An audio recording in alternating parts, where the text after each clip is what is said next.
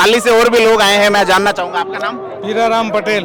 जी बताएं पीराराम जी, क्या लगता है क्यों आए हैं आप यहाँ? ऐसा है जी कि देश के अंदर आज सबसे बड़ा मुद्दा है भ्रष्टाचार का, जी। और भ्रष्टाचार से देश का आम आवाम, राजस्थान का आम आवाम दुखी है। और जब तक देश से और इस राजस्थान से भ्रष्टाचार समाप्त नहीं होगा तब तक। अशोक गहलोत जी ने भी कहा था वसुंधरा सरकार में भ्रष्टाचार हुआ है, वो क्या उन्होंने झूठ कहा था?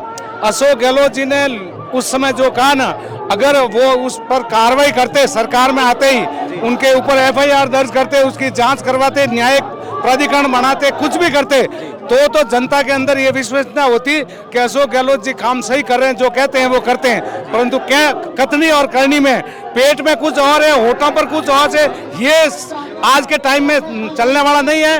हिंदुस्तान की और राजस्थान की सारी जनता समझती है, सब लोगों के बारे में जानती है। इसलिए ये दोगली नीति 25 साल से जो आ रहा है, शासन चल रहा है कि एक बार बहन आ जाए और एक बार भाई आ जाए, और ये जो डपली वाला शासन चल रहा है, ये अब जनता धन्यवाद पटेल साहब, हम आपसे बात करेंगे, आप बात करेंगे।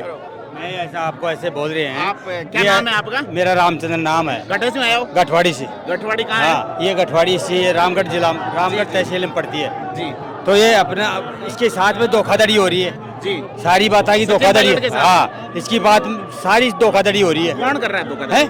धोखाधड़ी ये यही कर रहे हैं। ये कौन? ये जो है पायलट नाम से वोट लिए 2018 में। हाँ, पायलट का नाम ही जो खो दिया इसने। तो नाम क्या आपका? रामचंद्र है। रामचंद्र जी, धोखाधड़ी कर कौन रहा है, कोई नाम याद है आपको? गहलोत जी कर रहे हैं इसके साथ में,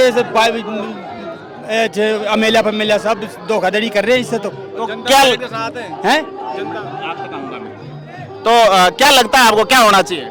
हमको तो ये सचिन चाहिए साहब, ये साफ आदमी है, ये बात है जी। हमारे साथ और हैं, आपका क्या नाम है? राजेश पवार, पंचायत समिति सदस्य श्री महावीर जी करौली। करौली से आप राजेश जी?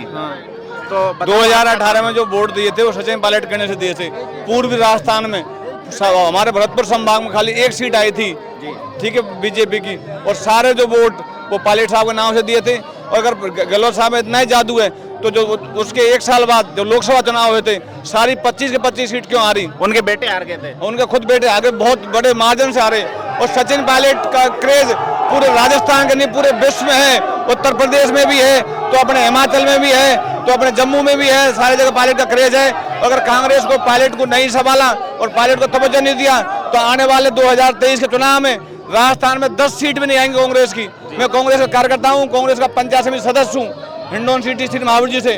और कांग्रेस का आम कार्यकर्ता में दुख है कि सचिन पायलट साहब के जो धोखा हुआ है, उनको हर चुनाव में भेज रहे हैं, हिमाचल में प्रचार के लिए भेज रहे हैं, तो खाली एमएलए रहेंगे कि वो उनके सारे कार्यकर्ताओं को कोई काम नहीं हुआ पूरे 5 साल। आप ये रंधावा ये कह रहे हैं कि पायलट गलत कर रहे हैं? गलत क्या कर रहे हैं भाई? वसुंधरा सरकार के खिलाफ थोड़े हैं वो।